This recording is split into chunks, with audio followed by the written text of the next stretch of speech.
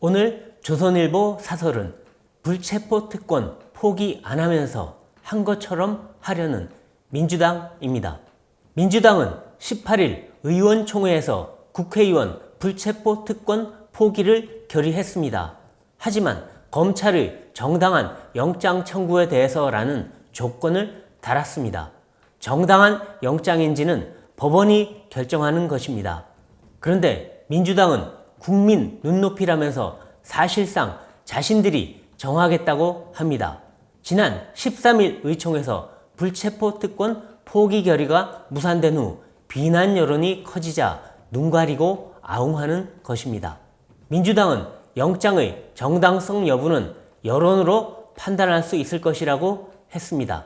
그렇다면 대장동 비리 혐의를 받던 이재명 대표와 뇌물 혐의의 노웅래 의원, 돈봉투 사건의 윤관석, 이성만 의원에 대한 영장 청구는 정당한 영장이 아니어서 부결시켰다는 뜻이 됩니다. 누가 납득하겠습니까? 민주당은 혁신위가 요구해온 불체포 특권 포기 서약서도 제출하지 않았습니다. 또 체포동의안 표결 시 당론 가결에 대한 입장도 내지 않았습니다. 무기명 투표라 당론으로 정하기 어렵다는 이유를 댔습니다. 무기명 투표와 당론은 상관이 없습니다. 포기 서약서를 굳이 내지 않는 이유도 알기 힘듭니다. 불체포 특권 포기 안 하면 망한다고 했던 혁신위는 실천을 통해 보여줄 것을 믿는다고 했습니다. 불체포 특권 포기를 안 하면서 한 것처럼 꾸미는 행위에 동참하는 것입니다. 민주당 비이재명계 의원 31명은 이미 불체포 특권 포기를 선언했습니다. 국민의힘 의원 100여 명은 오래전에 불체포 특권 포기를 서약했고 정의당도 당론으로 포기를 선언했습니다. 결국 민주당 친명계와 비리 혐의를 받는 의원들만 빠진 것입니다.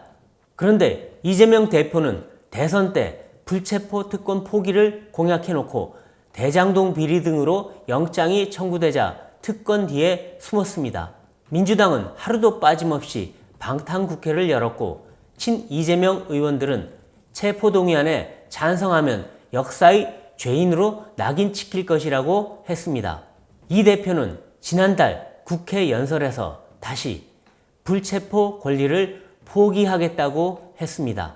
하지만 혁신위의 거듭된 불체포 특권 포기 요구엔 응답하지 않았습니다.